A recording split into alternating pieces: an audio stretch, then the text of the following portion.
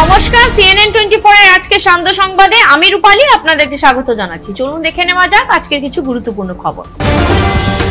পাঁচগ্রাম কালীনগরের পিতার একমাত্র পুত্র আফতার হোসেন চৌধুরী বেঙ্গালুরুতে নিখোঁজ, চাঞ্চল্য পাঁচগ্রামে। তাকে খোঁজাখুঁজি থেকে হাত গুটিয়ে নিলেন পুত্রের বন্ধুরাও। 20 সেপ্টেম্বর থেকে তার পরিবারের সাথে কোনো যোগাযোগ নেই, এমনটাই বক্তব্য তার বাবা আমিরুল হোসেন চৌধুরীর।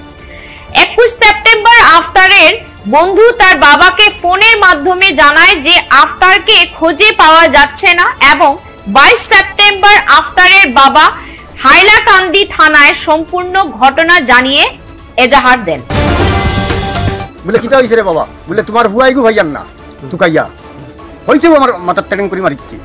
আমি কইছি কোন দিন দিয়ে বাড়ায় না, আমার কইছে 20 তারিখ কি তোমার হুয়া ভাইয়ান না আমি তুকাইয়া কইছি আমার হুয়াগু তুমি তাই তুকাও রে বা।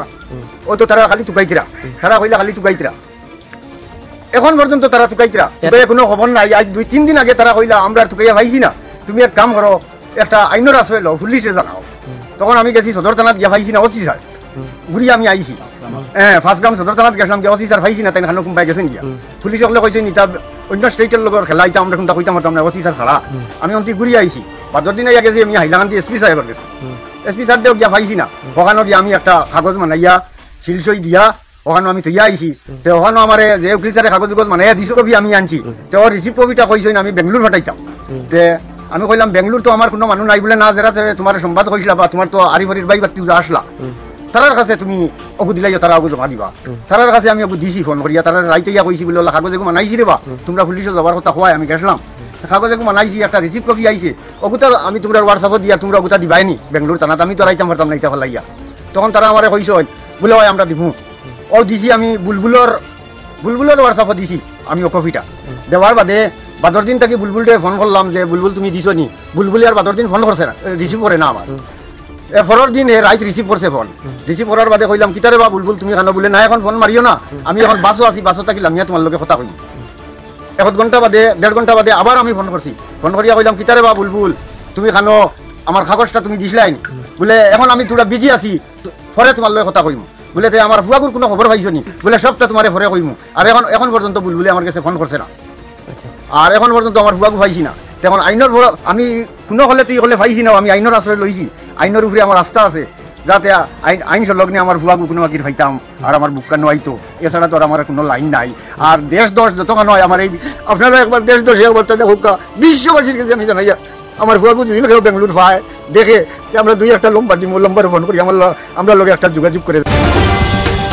বরাক উপত্যকার বিশিষ্ট কবি সাংবাদিক বিজয় কুমার ভট্টাচার্য আর নেই। শুক্রবার সকালেই তিনি পরপারে পাড়ি দিলেন। 65 বছর বয়সে তার এই মৃত্যুতে কবি এবং সাংবাদিক মহলে শোকের ছায়া নেমে আসে। অল্প রোগ ভোগের পর শুক্রবার সকাল 5টায় শিলচর হাসপাতাল রোডের নিজ বাসভবনে শেষ নিঃশ্বাস ত্যাগ করেন তিনি। শ্রদ্ধাভাজন কবি সাংবাদিক অধ্যাপক বিজয় কুমার ভট্টাচার্য অমর রহে, অমর রহে, অমর রহে।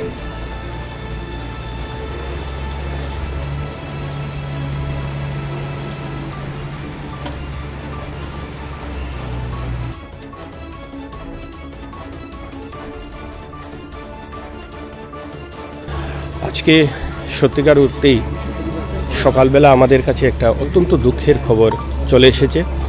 আমাদের এই উপত্যকার একজন প্রথম সারির কবি সাংবাদিক বিজয় ভট্টাচার্য আজ আমাদের মধ্যে নেই।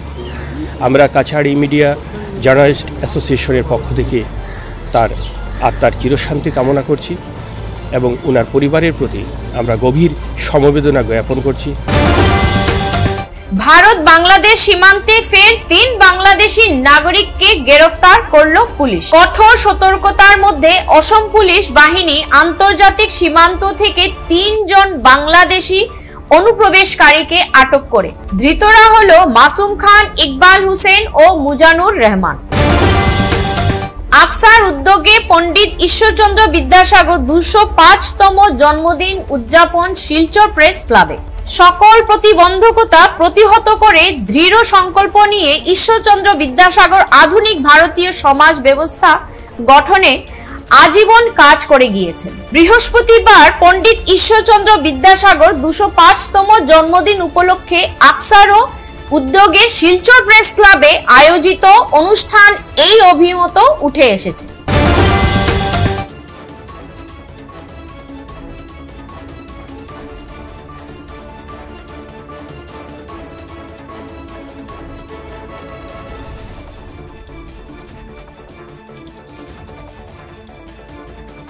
ধন্যবাদ জানাই বিদ্যাসাগরের মতন এক মহান, শুধু 19 শতকের নয়, আমার মনে হয় যে বিদ্যাসাগর এমন এক ব্যক্তিত্ব, বোধহয় আজকে 205 বছর যুগে যুগান্তরে কালে কালান্তরে বোধহয় নবযুগের প্রধান পুরোহিত হিসেবে বিদ্যাসাগরের নামই উচ্চারিত হবে, অন্য কোনো নাম উচ্চারণ হবে না। এবং বিদ্যাসাগর যাকে স্মরণ করেছিলেন রাজা রামমোহন রায়। আগামীকাল সঙ্গীত সম্রাজ্ঞী ভারতরত্ন লতা মঙ্গেশকরজির 94তম জন্মবার্ষিকীতে শ্রদ্ধাঞ্জলি জানাবেন বরাকের বিশিষ্ট শিল্পীরা। গোলদিঘি মলে এই অনুষ্ঠানটিতে সকলের উপস্থিতি কামনা করছেন আয়োজক